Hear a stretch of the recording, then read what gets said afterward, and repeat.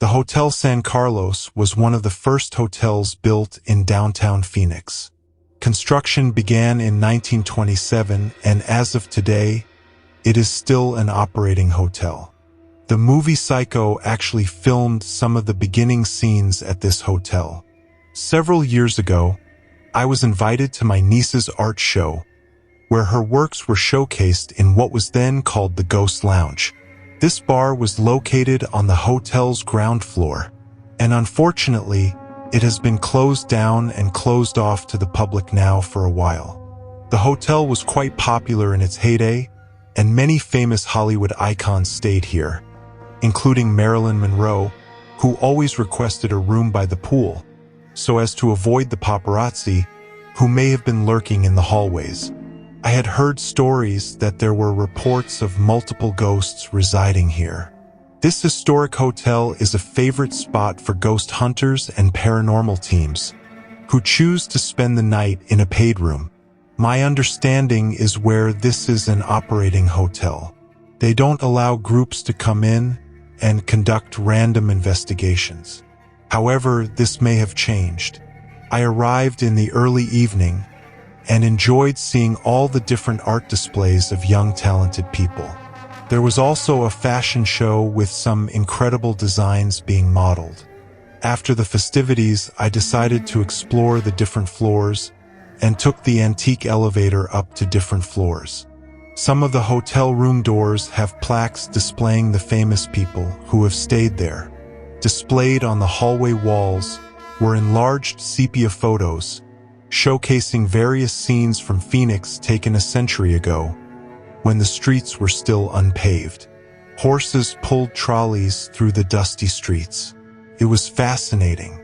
After some exploring on the various upper floors, I made my way down to the third floor. I started exploring the halls and their treasure of pictures from a bygone era, when I started to hear what sounded like big band music. It was very static sounding and came in and out. I attributed it to an old piped-in sound system. It would come in and fade out, then it would make a crackling sound. I thought this was very apropos given the age of the hotel, and actually thought to myself, nice touch. I continued down the hallways on the third floor and would intermittently hear this big band music that seemed to be coming from the ceiling, although I didn't see anything that resembled a modern speaker mount. I didn't really think all that much of it and decided to call it a night and head home. I had parked my car in the hotel's valet parking, so went to the front desk to retrieve it. I happened to mention to the woman sitting there that it was a very nice touch having the big band music piped in on the third floor. She gave me an odd look, slowly started sharking her head, and confessed that there was no music at all piped into the hallways. She said she thought I had an experience.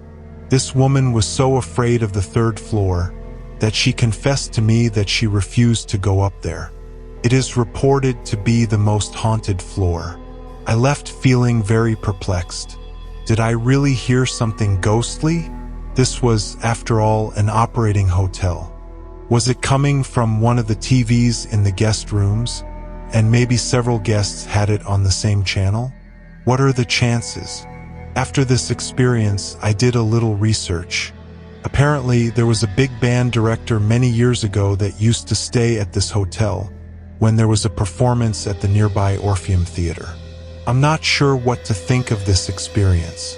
It was interesting though that I only heard it on the third floor.